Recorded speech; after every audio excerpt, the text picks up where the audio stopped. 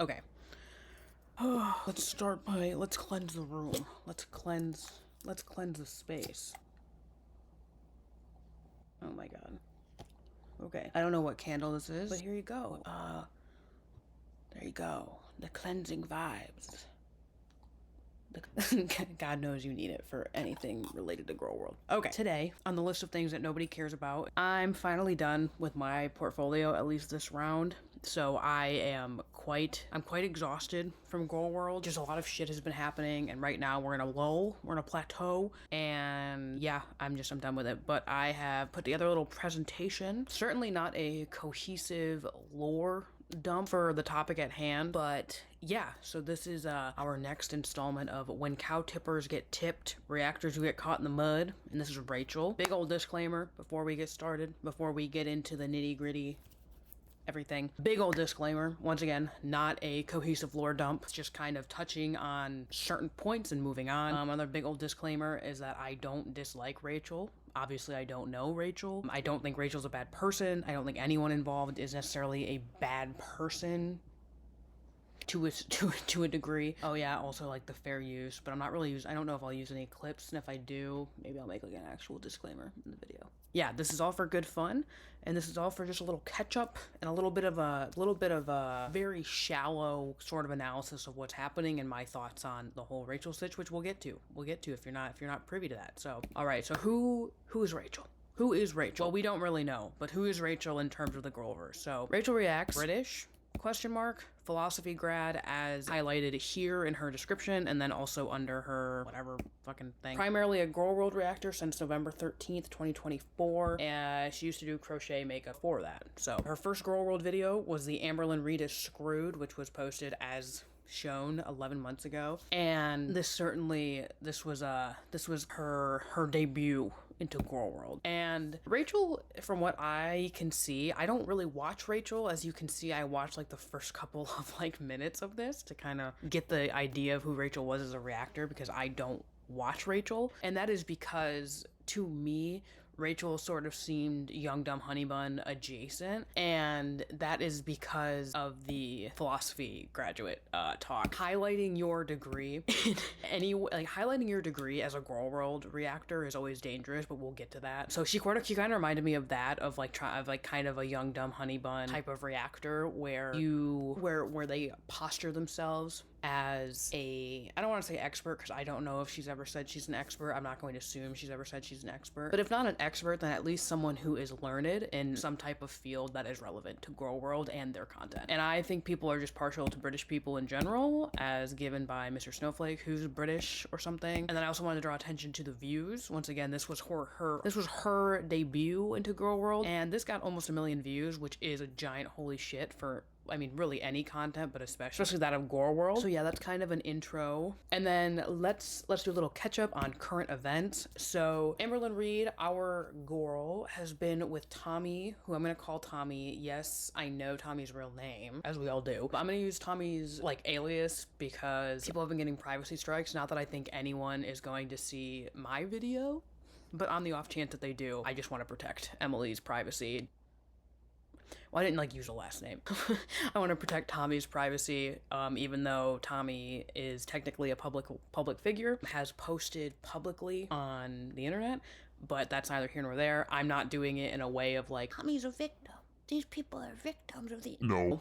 We choose what we like. Tommy has made choices of what she's chosen to put on the internet, and right now she is dealing with the consequences of that. And if she's not the one striking people are striking on her behalf. Even if I don't expect anyone to see my video, I don't want to be a part of it. So anyway, our girl Amberlynn Reid has been on and off with Tommy for about a year now.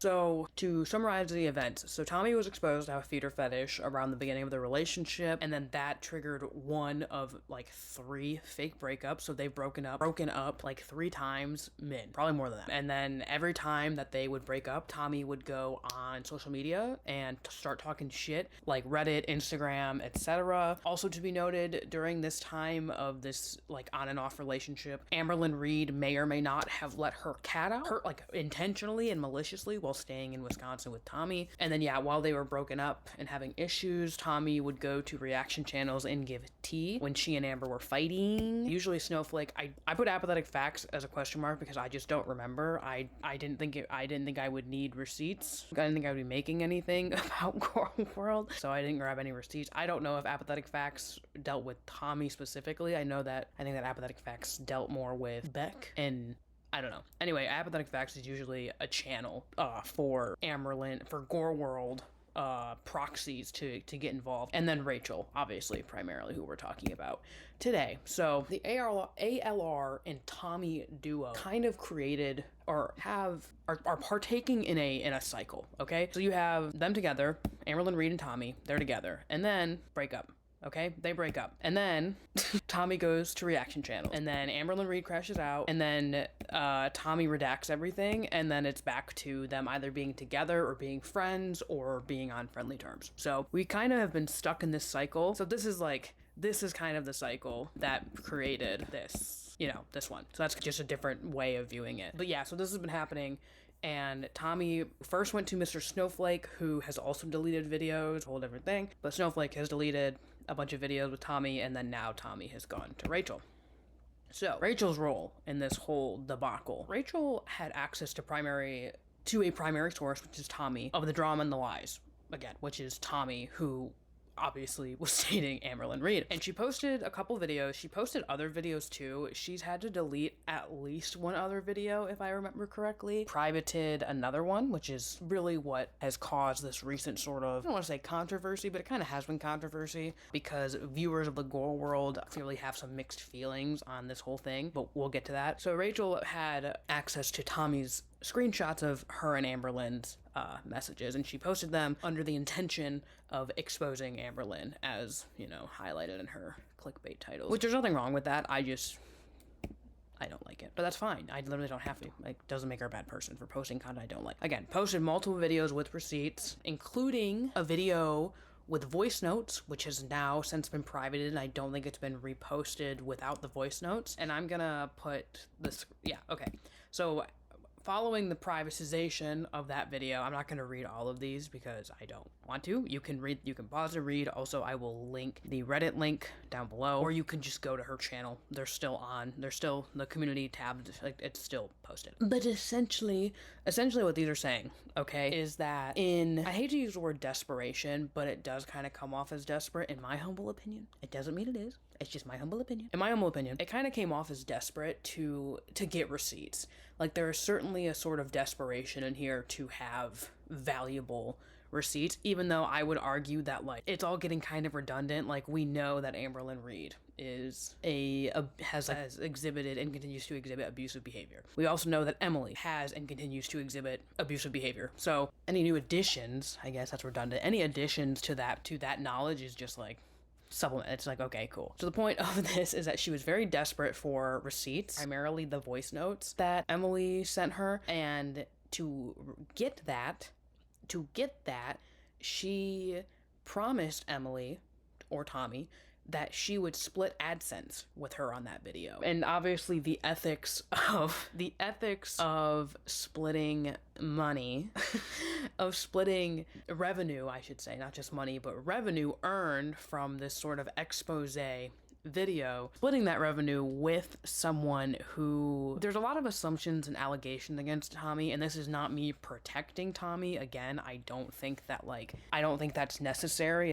She has posted on public forums, so it's not that I'm trying to protect Tommy, it's just that I'm trying to acknowledge the fact that even with all of these receipts, we don't know these people, that they are still people behind a screen for the most part, and that there are facets of them that we can never know and that they'll never know. Honestly, if we're being quite honest about it, okay? Anyway, but the ethics of splitting money with someone who has, at the very least, if you take away all of Emily's personal and private, misdemeanors, we'll say that. If we take away private misdemeanors made public, And you take that away, and you just kind of look at the fact that we have been stuck in this cycle, that like Emily and Amberlynn Reed are willingly partaking in this cycle. And you could even argue that Tommy, I know I think Emily and Tommy interchangeably, but I keep looking at the screen and seeing Emily, and then I'm like, right, I wanted to use Tommy. Is you could even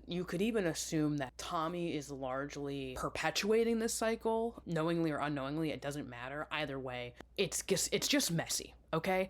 Long story short, it's fucking messy that we have to watch these two in their weird power play dynamic relationship where the cycle is that like they're together and then they break up because of who they are as people. They're highly incompatible. Well, actually, they're not incompatible necessarily. It's just that like they are they're so well matched in power level that it's like unstoppable force meets immovable object type deal. But yeah, I don't know where I was going with that, but that's kind of where the ethics are kind of weird. It's not just splitting the AdSense with someone with a fetish that is generally regarded as harmful, also because if we look at the evidence, you can draw conclusions that Emily could be harmful. And again, I only use this sort of protective language not because I don't believe the evidence that's been shared, or not that I don't think that it's valid or whatever. I don't want to make any sweeping claims because I don't want to. I'm sure I will eventually, but I just don't really care about it right now. I'm not talking about Tommy per se, or like in detail. So anyway, people are pissed because was Rachel going to disclose the shared AdSense if this nonsense hadn't happened? And the nonsense, I don't remember the exact situation, which is my bad. Sorry, I'm also not full of journalistic integrity, but I don't fucking claim to be. So yeah, was she going to disclose that that she was going to split AdSense with Tommy just to get some fucking lame ass receipts? Like, I'm not gonna lie, I thought the receipts were lame and definitely not worth sharing money for. And then yeah, self-righteousness about nailing ALR for fucking over an ex. So another thing about that post was she was like, I really wanted these receipts that showed that Amberlynn Reed has once again fucked over an ex with money. But it's like, with love in my heart, girl, there's whole compilations about that. Yes, like self-righteous about like wanting to like nail Amberlynn Reed for like fucking over another ex after like Beck came out about the inheritance, which like Rachel specifically mentions. So yes, you want to nail Amberlynn Reed, but then you are willing to share money with another abuser. And again, not that Amberlynn Reed is not also an abuser, but like with another abuser and another morally questionable person. And then when that fell through, to kind of save your ass, you instead offer to send that money that you were going to give to Emily, and you're going to give that to charity now. And I say like charity in quotes because I don't...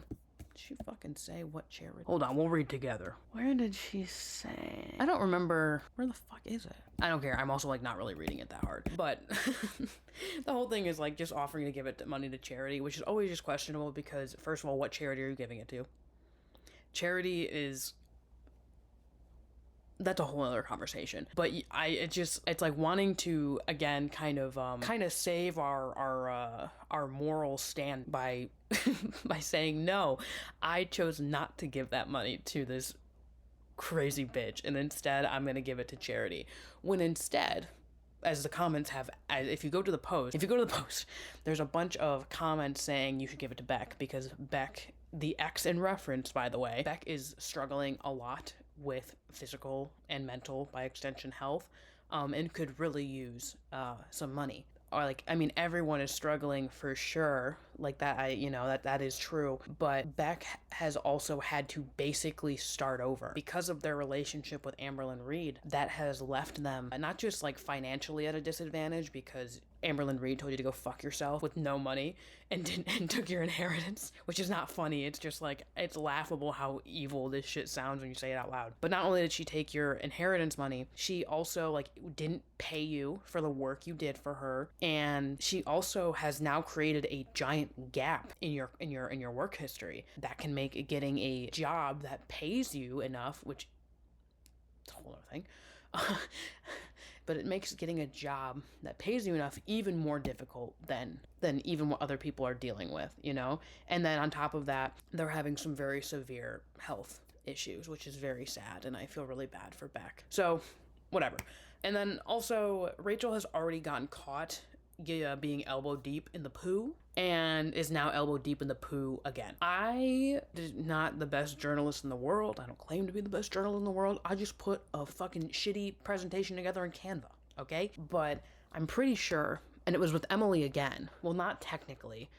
It was through a proxy, which I don't know if this is true, so this is all alleged. People speculated that it was just Rachel using a pseudonym or using an alias, but I don't know. I'm not making that claim. Either way, Rachel received insight / like DMs from they were called, and I don't think Tommy gave permission for them to be shared. I don't know. It was messy, but it was another situation where Rachel had to redact or privatize her video. Maybe it's back up. I don't know, because again, I don't watch Rachel.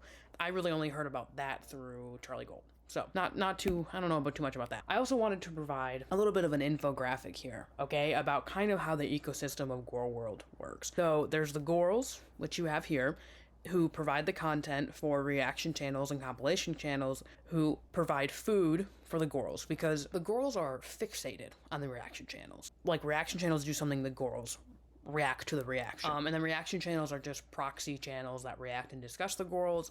And you have like about 3 types of viewers and then everything in between. But there's viewers who only use the reaction channel, so only watch by proxy. There's the viewers who do both. And then there's viewers who only watch the Gorals, which is certainly a smaller number, but they still exist. There's this sort of relationship that exists, which is illustrated in my weak infographic. But there's the relationship that exists between the Gorals and the reaction channels, and it's pretty common for reaction channels to like touch the poo or whatever, and most viewers, especially like of the reaction channels, don't always care because they want to be entertained, and to be entertained, often the reaction channels might have to get down and dirty. So it's not just like, I don't think it's inherently bad that Rachel is like touching the poo. I think that it's best to be cautious when touching the poo, but it's like not necessarily unheard of. Like, that's not like, it's not like a mortal sin. So with that, my closing thoughts and my opinions. Again, to roll around in the poo, or to not roll around in the poo, I care not. I don't care. Would I answer a DM from Amberlynn Reed? Yeah,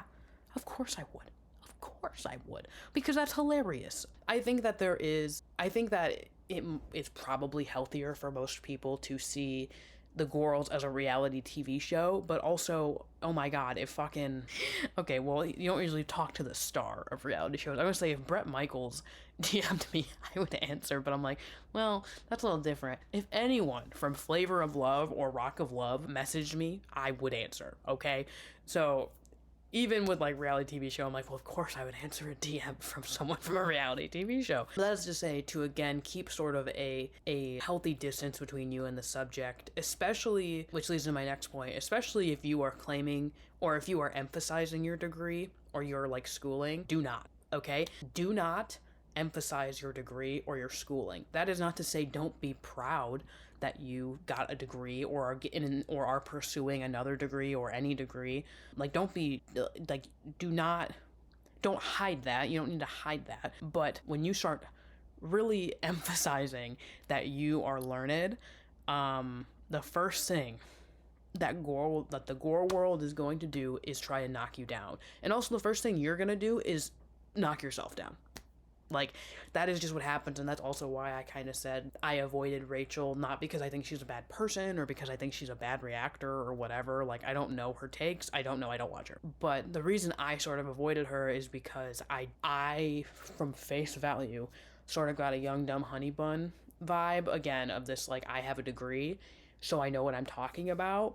And it's like, I just think that is incredibly dangerous to do. And when you're involving yourself in this type of ecosystem, because as my next point says, he Goral, she Goral, we all Gorals in the right lighting, which is true. At any time, you can go from touching the poo to being the one who poos, as this kind of illustrates. And not that like Rachel's like doomed to be a lol cow. Like, I would not say that Rachel is on the same like level as an FFG. Like, no disrespect to FFG, I don't dislike FFG or whatever, but like that is an example of like not just touching the poo, but like picking the poo up, taking it home with you. I don't know, that's not good. But again, I don't think that Rachel's a bad person. I think that she just She's just gorling around, as we all do. And then my final thought is, please, dear God, give Emily's cut to Beck. Please give Emily's cut to Beck right now. If I had money, I would give to Beck. I don't think Beck is like an angel or a saint by any means, but I don't think that you have to be to get some help from a community that for the longest time was entertained, but that was entertained by, I guess, your life, and you didn't get any of that money. And as I've already pointed out, because of this ecosystem that you chose to be a part of, but then also didn't really have a choice in because your partner had a camera in your face all the time, because of that ecosystem, you were at a great disadvantage when you tried to, or when you were able to enter the real world again, for lack of a better word. Okay, that's it. I hope you enjoyed my presentation, and yeah.